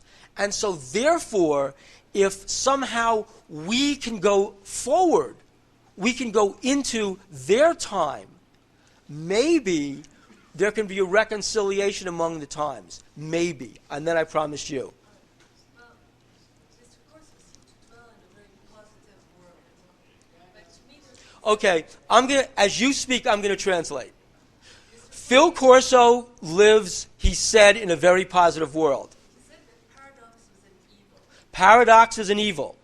But to me, there's a paradox between his craft and the beings that were in the craft. Yet the craft itself and the beings that were in the craft are a paradox. The grays that were in the craft have a very bad reputation. The Greys have a very bad reputation. He also seemed to say that this craft needed to be propelled with love and full. And you should all subscribe to UFO Magazine. Oh, I'm sorry. And the craft seemed to be propelled with love. I haven't been convinced at all that the Greys were full of love. Okay.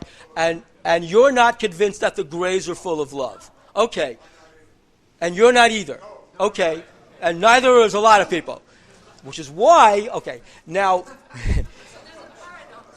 okay, I think what's going on is that for Phil Jr., a paradox is somehow inherently evil, bad, okay, because it's a clash of things.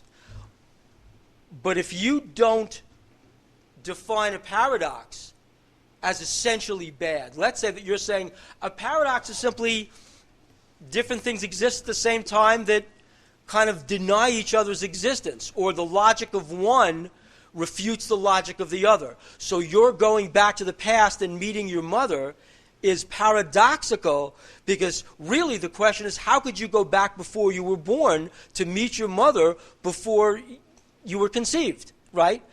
That's the nature of a paradox. If that's not evil, if you call it something else, then yeah, paradoxes can exist, okay? So that the fact that a ship from the future can enter our own time and interact with us is paradoxical in as much as it theoretically doesn't exist yet on the timeline that we are on. But what if there's no such thing as a past and present and future, and the only reason we define them as such is that we don't see beyond our own dimensions? There was a book called Flatland, a very famous science fiction book, in which a spheroid, a three-dimensional, or a cube, a three-dimensional object, intersects with a two-dimensional universe. And all the entities in the two-dimensional universe can't conceive of the object beyond the two dimensions that it sees.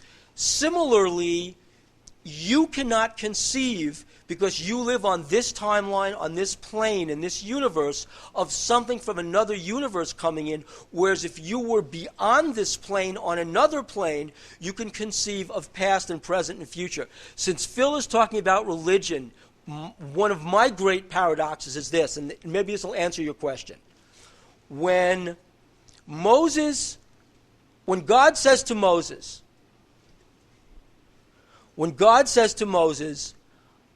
you are going to go to Pharaoh, and I will harden Pharaoh's heart. Remember, that's in Exodus. I will harden Pharaoh's heart, and Pharaoh will not listen to you. And hence, I will visit upon Pharaoh a number of plagues, the last of which will be the death of every firstborn in the land of Egypt. And Pharaoh will let you go. And you shall despoil the Egyptians. So you get a bad reputation for this. And you shall despoil the Egyptians, and you shall be let go. Well, God is explaining to Moses something that Moses really, as a human being, has trouble grasping, which is, if God knows that Pharaoh's heart will be hard, and if God knows that Moses will go back again and again and again, and he'll go and when he goes at that time, Pharaoh will say to his taskmasters, don't give the Hebrews the straw to make their bricks. So he's sending Moses to Pharaoh to get a harder time. So Edward G. Robinson can say, so Moses, and that's the whole point about why it makes no sense if you're reading, but you're reading it from the point of view of our own limited existence. And so the Rebbe say that if you look at this from beyond our timeline, beyond our existence, there is no paradox in Moses going to Pharaoh and getting shot down again and again and again until this devastation happens. Hence, from your perspective, it makes no sense for our craft to go back to the future because there is a future for our craft to go back to, and for it to come here because there is a past. Yet, beyond our existence, and I can't even conceive of beyond our existence, all those times are one. And it makes perfect sense in a multidimensional universe for all this to be happening at the same time. Yeah, but on a spirit level, terror is not good. So when you inflict On a spirit level, terror is not good. I mean, if you inflict terror on people in the here and now, it's not going to be good later or before. And so if you inflict terror on people here and now, it's not going to be good later. And I don't, or before, and I don't have an answer to that because I'm not sitting in a space where I could see that. It makes sense to us now you're saying this. I completely agree with you. I don't have an argument to refute you. The only thing that I can say is, were you to see this from a different perspective, as I cannot, you might have a greater meaning to it that I cannot provide. Okay. What I don't really understand is, all right, when that craft came from the future, the timeline was affected at that moment when it came here. Why would the timeline be affected again if it wasn't sent back? I just... Oh, okay, that maybe I can help you with. If that craft intersected with our timeline in 1947, okay? And I can give you some examples. So we were the beneficiaries from that crash of a certain level of technology that spawned what Phil Corso said, what the old man said, was the dawn of a new age. Okay? The Soviets, who went bonkers, and I wish we had the time we'd play Ron's tape, which is phenomenal. The Soviets did not have the benefits of this. And I'm telling you, there were people at the Soviet Union in the 1970s who said, you know what? The LAPD could have kicked these guys' asses. In other words, they were using radio tubes. They had Edison tubes. They didn't have this technology. Let's say that there was no intersection between that timeline and ours. We never had the integrated circuit. We never had the transistor. We never had the transistor or any of the technology. Might not the world have been shaped differently? Might we all, as Khrushchev said, been living under communism? Might we not be living under now? But what I'm saying is that's what he meant. But what I'm asking is, all right, so I understand why that ship coming here, it changed the timeline from that period forward. But why does it have to go back? What will happen? Why will something happen again? The theory, as I understand it, is that it's just like when you're coming down 95 and you hit 495 and you go around something, and then ultimately 495 merges with 95. Okay, or 295 merges back with 95. Let's say that 295 is the altered timeline, 95 is the timeline. Somehow these things are going to merge. If everything is not completely right, if 295 doesn't come into 95 at exactly the right spot, there's going to be a big bump. Right? There's an earthquake. 495 is down, 405 is damaged. The freeway is damaged. It doesn't come back to the 5 the right way. You go off the freeway. That's kind of in the most mechanical terms how I conceive it. If that ship, if everything that was the matter, the mass from that future timeline does not go back at that intersection, perhaps there will be no intersection. So the matter has to go back to its original Yes, that's what I think is going on. Stephen? Steve's making an executive decision. Everybody shut up.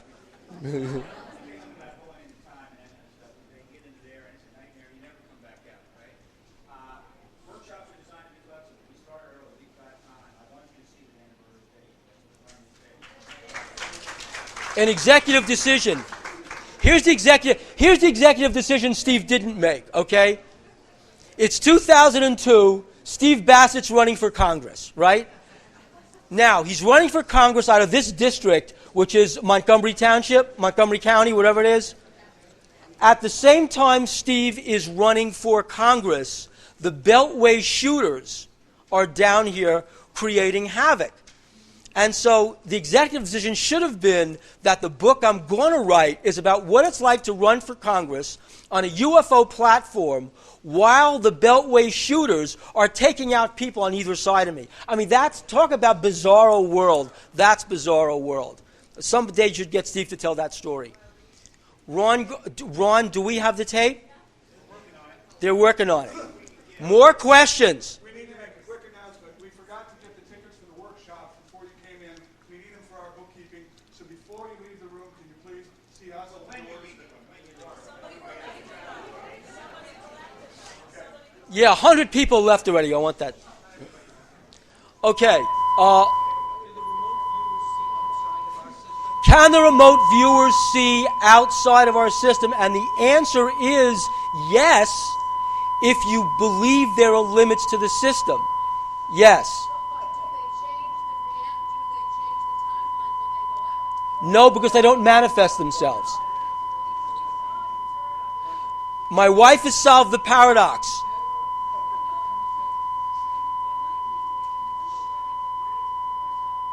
According to the Corso theory, in 2032, we don't send it back to crash it. It won't have happened. That's why it goes back in time. It's the Star Trek when Captain Kirk puts that guy. Remember, it's the Star Trek. I write for Star Trek. Remember, it's the Star Trek. It's the original series. And then I have to also subscribe to the magazine where my wife has all those subscription forms. Remember where Captain Kirk puts the guy back into his plane at exactly the right moment before he saw the Enterprise? That's the theory. Yes.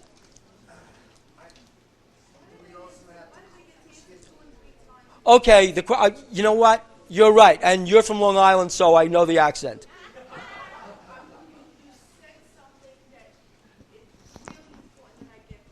We have to get this out. She's got to get it out.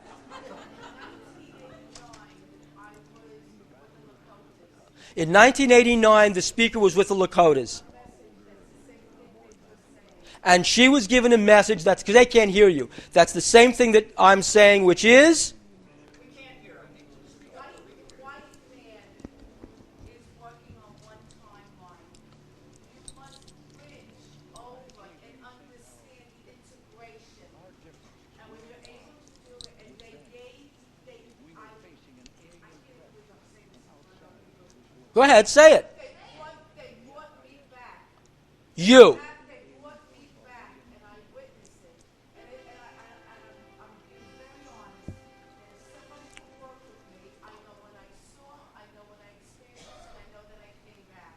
They showed me a place, and they gave us the warning, the same exact thing. The Native Americans knew this. They always knew it. They had the technology, they had the thing, and we caused genocide on them, and they want to come back, and they're asking us for the awakening. We have it. We have it right now. Exactly what you're saying, exactly what they said. They actually showed it to me. Whitney Streamer also talked about the same thing. I said, my husband, that's it.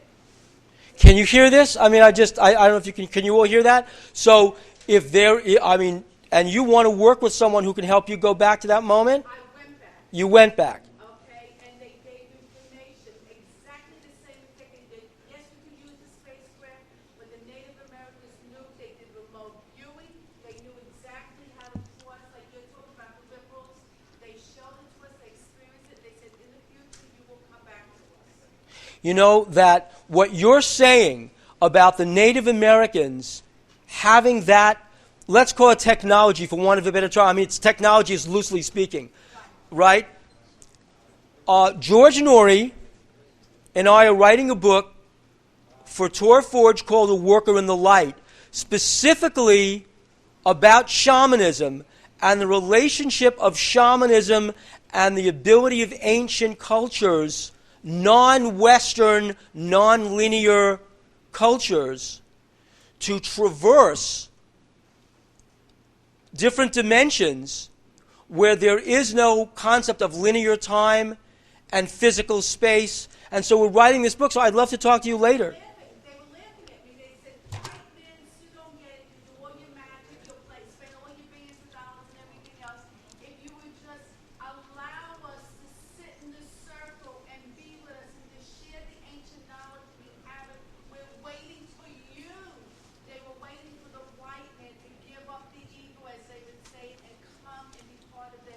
They said that the nation would rise again exactly the same timeline. Noam Chomsky, to corroborate what you're saying from a different perspective, Noam Chomsky, the linguist, and obviously you all know Noam Chomsky, the activist, the peace activist, but Noam Chomsky, in his days as a linguist, said that one of the, without imputing a moral value to it, he said that that European stock, European peoples, the language of Indo-European that was developed, Proto-Indo-European, was what he called a predicative language. A predicative language means that you have a subject acting upon something else. Our whole legal system and government system is built on the nature of its predicative, okay?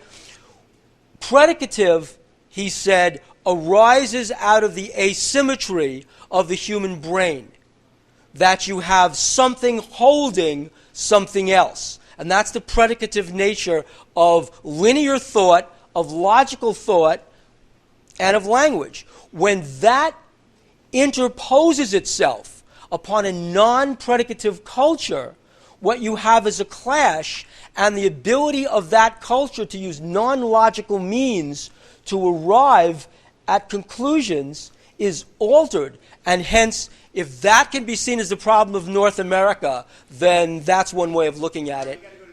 We have to go to, as Warner Wolf would say, let's go to the videotape.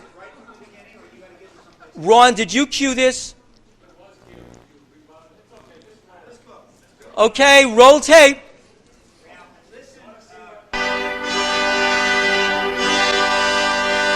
We'll do questions afterwards. Light, let there be darkness.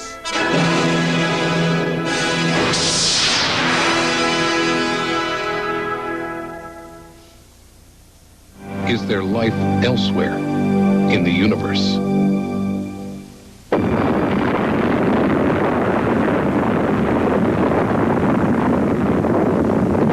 Many believe the UFO story began here with the atomic bomb. People have seen strange things in the sky since ancient times, but the number of sightings seemed to suddenly make a quantum leap shortly after the atomic bomb. Which leads some to wonder, when we humans let the nuclear genie out of the bottle, did we inadvertently send an atomic smoke signal to the universe?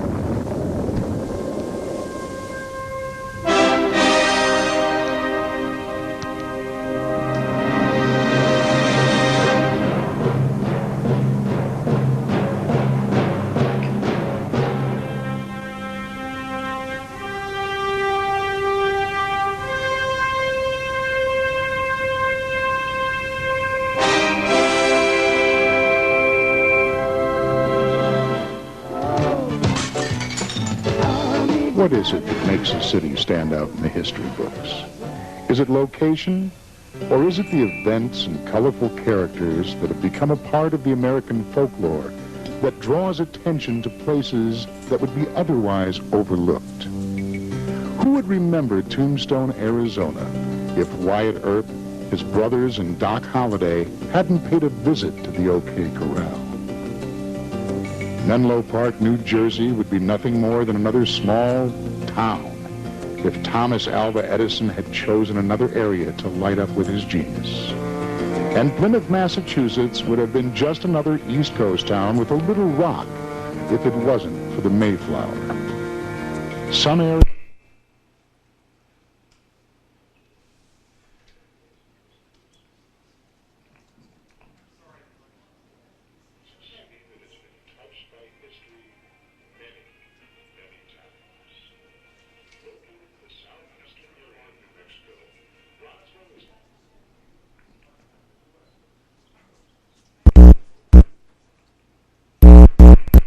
those of us who fly, the route is not direct. Most would fly into Albuquerque or El Paso and then drive the 200 miles to get there. But nonetheless, Roswell has a long history with many notable people and events. Robert H. Goddard, the father of modern rocketry, also chose Roswell as his home base from 1930 to the mid-40s. Many notables of that age supported Goddard's experiments and visited Roswell often. It was not uncommon to see the likes of Charles Lindbergh or Harry Guggenheim walking down the main street of Roswell. In 1935, Goddard became the first man to shoot a liquid-fueled rocket faster than the speed of sound, and that rocket was fired from his lab in Roswell. Roswell was also the home of the Roswell Army Airfield. The airfield played a vital part in the ending of World War II. It was part of a top-secret test complex. The Manhattan Project was in full swing, the creation of the first hydrogen bomb. New Mexico was the place, and the Roswell Alamogordo White Sands Complex was the center of it all. When the first atomic bomb was tested at the Trinity site, about 100 miles from Roswell. At the end of World War II, the Enola Gay, her crew, and the 509th Bomb Group moved to Roswell, making the Roswell Army Airfield the only nuclear strike airbase in the world. As you can see, Roswell was touched by history more than once. But none of these events or people that we have looked at are the reason that Roswell, New Mexico remains in the history books. If you visit Roswell today, you may find it interesting that billboards and signs around town have the image of a flying saucer or a UFO on them. What makes a good soldier? Now that the Cold War is over, many former U.S. military officers who were privy to top-secret information about UFOs are choosing to set the record straight. At Roswell's 50th anniversary, the highest-ranking officer yet, retired Colonel Philip Corso, released his much-anticipated The Day After Roswell, in which he reports having actually witnessed one of the dead aliens while on duty at Fort Riley, Kansas in 1947. He later went on to serve in the National Security Council under President Dwight Eisenhower and in the Army's Research and Development Department under Lieutenant General Arthur Trudeau. Are the aliens still a threat, and are there more than one race coming here? Well, we thought that these aliens were clones, built specifically for space travel. And they were many of our flying saucer experiments have failed because of the guidance system. We felt they were the guidance system. They were part of the mystery. And we also felt they were created by superior race. I think if scientists takes a hand in it, they can look at what we know about the extraterrestrials. And we know quite a bit, but we don't know enough. Countries in Europe are taking this very serious. They're not like us here. They're not going to put out stories that there were dummies came out of the air or people with big heads. Those people are more serious about this than we are.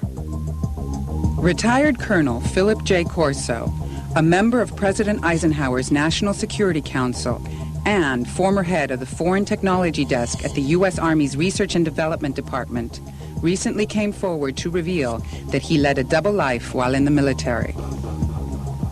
On the outside, he researched and evaluated weapon systems for the Army, while deep inside the Pentagon, in his memoir, The Day After Roswell, he was responsible for the Army's most deeply guarded secret, the Roswell Files. I had the evidence that a crash did happen here.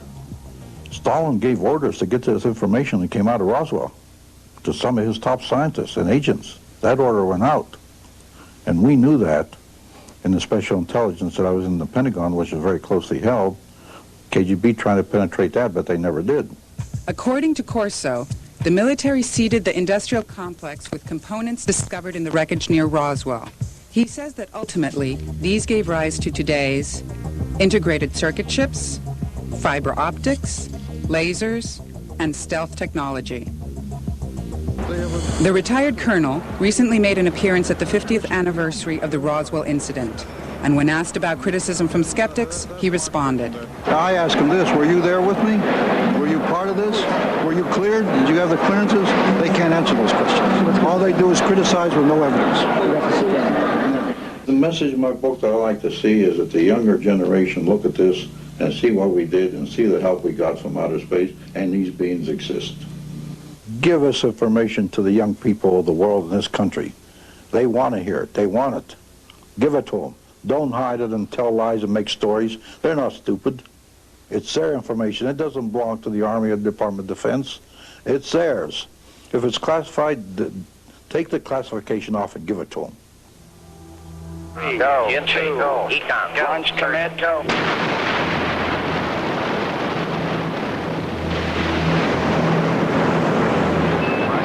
Stand by for mode 1 Bravo. 1 Bravo. Since his journey to the moon, Apollo 14 astronaut Edgar Mitchell has met with high-ranking military officers from several countries who admitted involvement with alien technology and hardware. I talked with people of stature, of military and government credentials and position, and heard their stories and their desire to tell their stories openly to the public, and that got my attention very, very rapidly.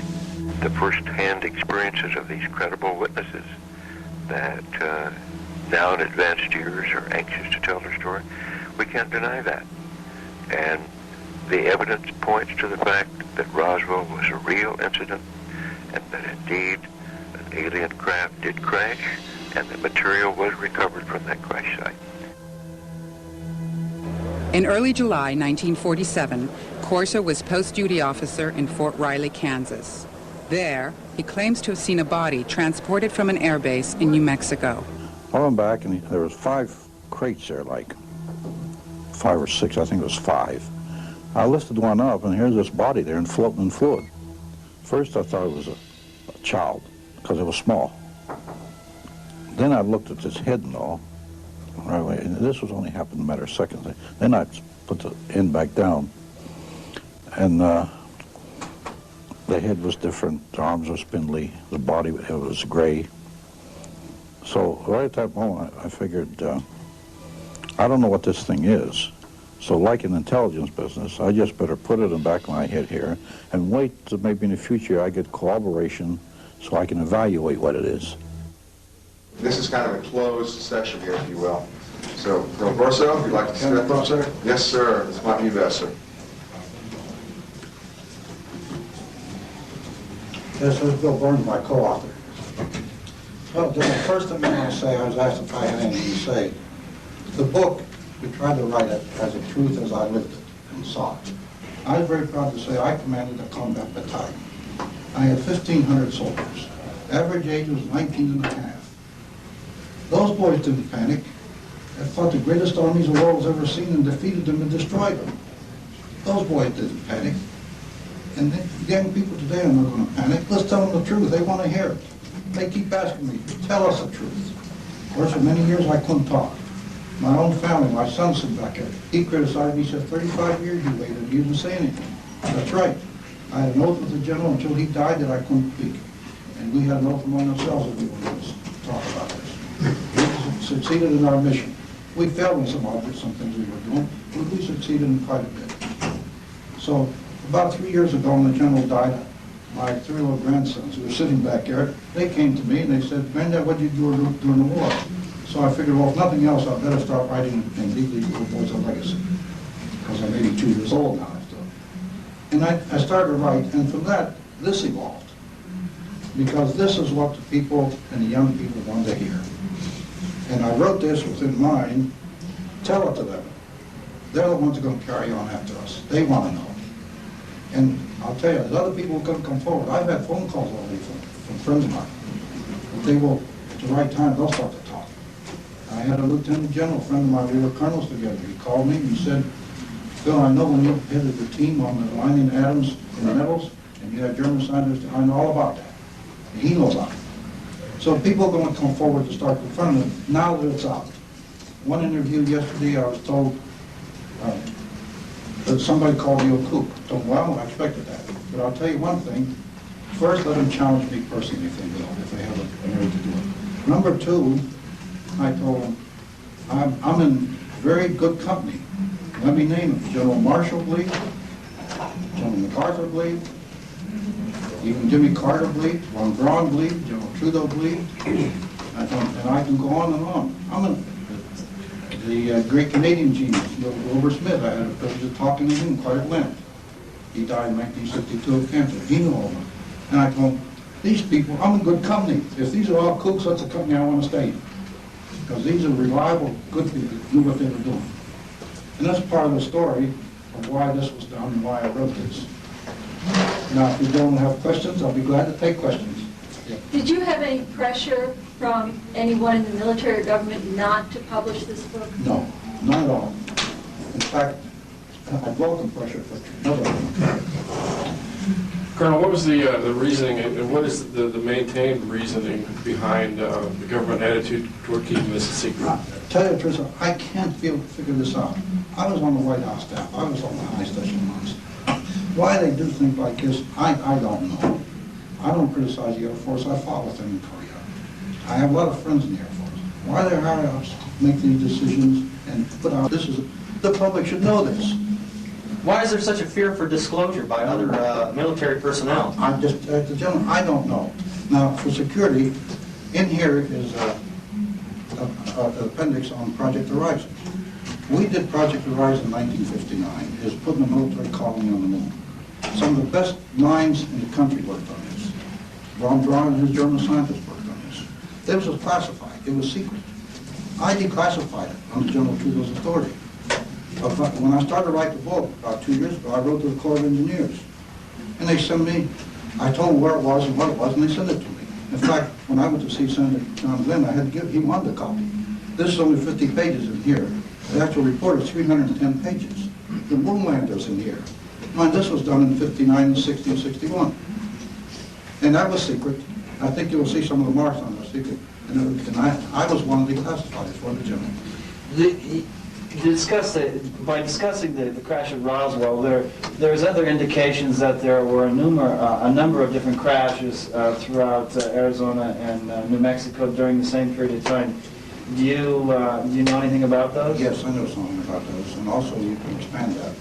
There were crashes all over the world. Do you have any idea why those crashes were occurring in 1947 in and around this area? I have some theories, but were we bringing them down? Remember, I commanded the range, the Army Missile Prime Range right down here in White Sands in 1957-58. I picked up actual objects of my own radars. I had pencil beam radars that could lock on to targets. And my own radars, I was picking up objects traveling 3,000 or 4,000 miles an hour. And the boys would report back to me that once they accelerate, the lock would break. The radar couldn't hold it. And so every time that would happen, I would call them and say, send me the tapes. Because we had tapes which took the whole firing sequence and recorded it so we could go back later. I told them, send me the tapes, and I checked them myself. And it was accurate. There were items traveling that fast. Now, possibly they were a little bit afraid of our radars. Because we had, for the time, we had pretty powerful radars. The radars that I had, for example, newspapermen came to visit me. I used to tell them, gentlemen, you can take all the pictures you want, but if you have flash bulbs in your pocket, please take them out. I can't turn the radars on if you do, because once I turn them on, they'll pop in your pocket. Because those radars were powerful. Is that something similar to Project Diana that was being used in 47? I really don't know. Okay. I can go back to that. I was at Fort Riley, but before that I just come from the Middle East. Colonel Corso, General Douglas MacArthur made some statements after his dismissal from Korea that he felt the next great war would be an interplanetary war that we would be involved in. Would you care to comment on that? He said that twice. MacArthur headed a unit in Korea when I was there, on keeping track of projects, of UFO projects flying around. Then he got disgusted with CIA and the government. Well, the CIA just organized him. He got anxious. He got disgusted with them and wiped it out. He said, I don't want anything to do with it. And then he told General Marshall that. Actually, he got disgusted at our people back here, not that the UFOs. He was watching them. He was a believer. Was it a perceived threat at that time? Yes, it was pretty accurate. I saw some. I was chief of the special project director of the Far East Intelligence Division of the Far East Command at the time. Are there extraterrestrial intelligences that we would perceive at this time as an enemy? Yes, because when I had the clearances, I had almost all the clearances there were to have, and I had one NSA clearance. And we were aware of radio coming from outer space, radio. And they were very organized. They weren't space noise or disorganized. But we were never able to break the code, decode it, let's put that. But they were organized. Radio coming from outer space. We never pinned it down where they were coming from or what they were trying to say. And then the project signed and did spend a lot of money on that. And they still are, I think. In the 50 years since Roswell, do you feel like our government or the Pentagon is trying to get technology to put us potentially on par with extraterrestrial military threat? I think we succeeded in part of that. I have some pamphlets, which I've never shown, written by General Britton, that he was at Army Materiel Command, one of John Trudeau's friend. And he discusses laser, which I think was our number 2 in importance project. And that started in 1960. General Beach, who succeeded General Trudeau, even made that statement. And all the pamphlets I had at the Army Assembly lately go back to 61, 60, 61 on laser. And we had a lot of developments. We made some pretty startling developments. We had to be awful careful with the laser. The weapons we're making, it can pop your eyes in a second. They just pop and go blind. And we made some radar beams that were pretty powerful, laser, that were pretty powerful. Speed, no lead time. The beam got there at 300,000 kilometers a second. There was no lead time. A plane flying the speed of sound, the target would hit instantaneous. It would move 1 centimeter, 1 millimeter, by the time it was hit by the ray. Is that the purpose of Star Wars, the Star Wars umbrella that they have? Yes. In fact, I was the first project officer on the anti-missile missile. General Trudeau pointed me, he said, you take over. I told him, General, don't tell me you're too busy. You do it, and then recommend somebody later. That's when it starts. And we use, by the way, in the guidance systems, we tried to use some of what we thought was in the brain of the extraterrestrial, because they had 4 lobes. And the missiles were, that was some of what we were trying to do. We succeeded in a way. Do you feel that at this time, do you feel like we're reasonably on par with any threatening extraterrestrials? Oh, yes. Now, something was classified. We had atomic weapons at the time. Right. General Trudeau in his memoir says we could drop them in a bucket. That's how small they were. And as far as I'm concerned, all the information I've seen, the extraterrestrials feared the atomic, because remember one of the main areas that they were looking for was the Los Alamos in this area. My degree area, my command of range, was only a few miles from Trinity site. I was right in that area. And I think the extraterrestrial maybe no. Now, in research and development, when we worked this, we had a lot of people asked, were they hostile or were they friendly? We never quite came to the right conclusion that they were hostile or friendly. But what we did, the way we worked, and General Trudeau's, what he said, just in case we won't be caught helpless. So we oriented in that direction. That was his model, just in case. There. And they performed a lot of hostile acts.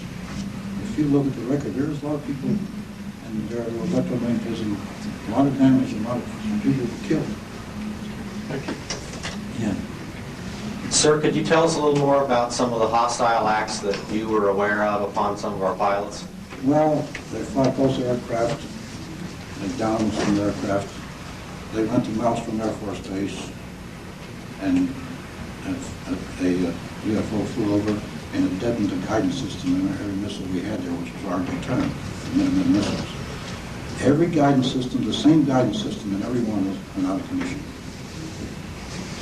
And there were quite a few instances of that type. Let's take the Russians at Bokanur, their Cosmodrome.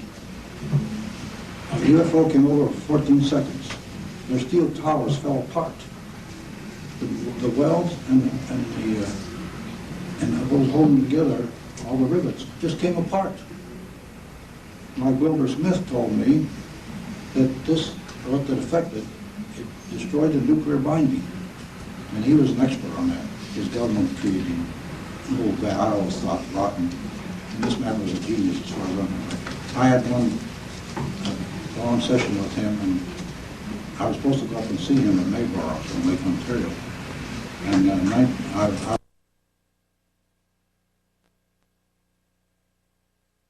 these guys had the dual brains, and that's what allowed them to do that. The dual brains did not necessarily allow them to fly the craft as much as it allowed them to traverse large distances in space, because they were biological entities. I think that we are now developing a headpiece interface that allows people who are disabled, handicapped individuals, to directly interface their brains with a computer. So I think we're moving in that direction on a brain interface level. On a biological level, to traverse vast distances in space, I do believe that we ourselves will develop the kinds of biological androids that will allow us to have consciousness residing in them that will communicate to us. I think we will be them, is my only answer. Any other questions? The woods are coming in right now. Yeah. Is there some implication that there's a central cosmic intelligence? There is an implication about that, yes. I don't know what the form that would take, but if you listen to Ingo Swann and the Great Matrix, that the central cosmic intelligence is an aggregation, an amalgamation of all there is, and the sum is indeed greater than its parts, which, to paraphrase Robert Heinlein in Stranger in a Strange Land, thou art God. Corso has indicated that he has information, documentation that needs to be released. What's the problem? I think the problem has been that a number of people have tried to use it for their own purposes. I mean, I know what the information is. I have a lot of that information. I've seen it. I've seen the files that vetted Corso in the first place before we did the book. Some of it's astounding. I can tell you that based on what I've seen, and all I can give you is my word, because there's nothing else I have for you. Based on what I've seen and conversations I've been privy to that I should not have been privy to, there is absolutely not the slightest shred of doubt in my mind that not only have UFOs visited here, but that our government actively is engaging and has engaged in research on UFOs. There is a huge warehouse of documents that do exist. I've only seen the tip of the iceberg, that people are alive now and working now who are managing that kind of research, and people in that group are actively looking for ways to get the information out, and they can't, because anything they say that comes out either through my magazine, UFO Magazine, or for books that are tainted, if it has the U word, somehow, because of the excellent job our CIA has done since 1947, it's tainted. They are looking for ways to do it. These are reputable, stand-up, red, white, and blue, you can't get them any bluer than that, people who are absolutely at the center of the research, and who have said, geez, I wish we could have gotten a craft that had that kind of technology. Boy, could we use that. Okay? Best I can do. Time, because we have the woods coming in. Thank you.